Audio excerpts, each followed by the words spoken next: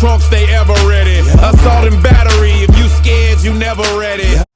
Okay, this video might be a little overdue, but better late than never, about Kurt Angle finally being inducted in somewhat of a Hall of Fame.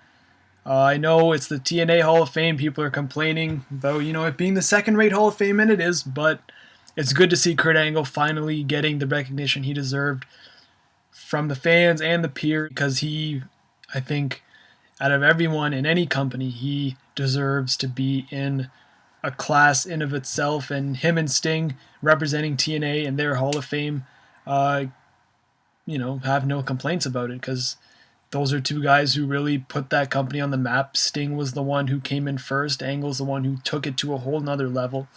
And he deserves it. He really deserves it. For his age, for his injuries, everything he's been through, he still goes out there and he still beats ass, kicks ass, takes names, whatever. He still puts on the best match on the card, on the show. Kurt is that good. And Ric Flair said it himself in his shoot interview. To this day, he feels like Kurt Angle is the best wrestler in the world.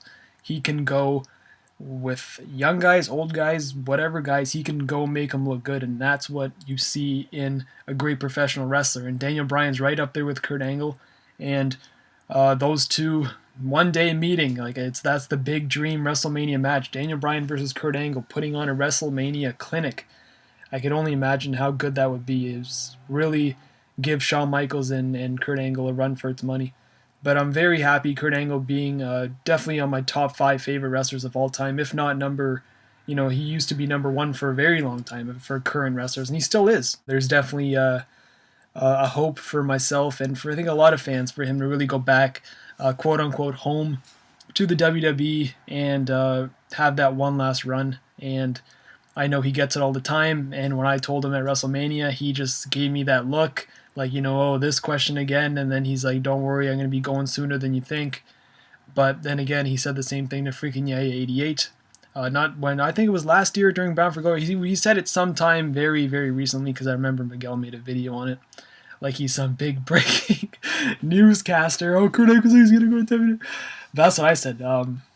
People were filming, I think Jade or someone was filming me as I met him.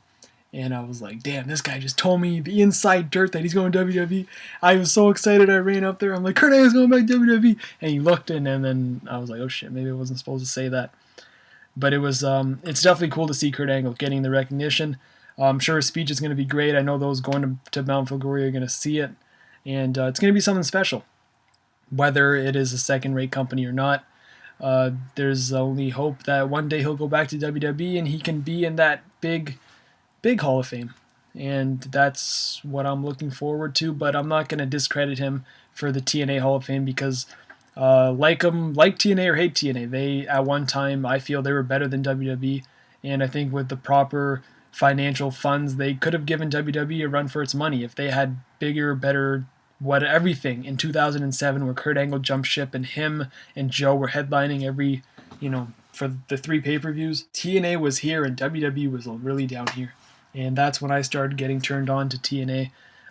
Guys like RVD Tito for Life, they came on here and they said Kurt Angle jumped ship. He knew where wrestling matters, and they were right. And for a couple years, TNA was really the number 1 company when it came to all-around good wrestling and good storylines. But then again, everything took turn for the worse, and I think we all know where that went. But they're picking back up. You can see there's been a lot of changes over the years.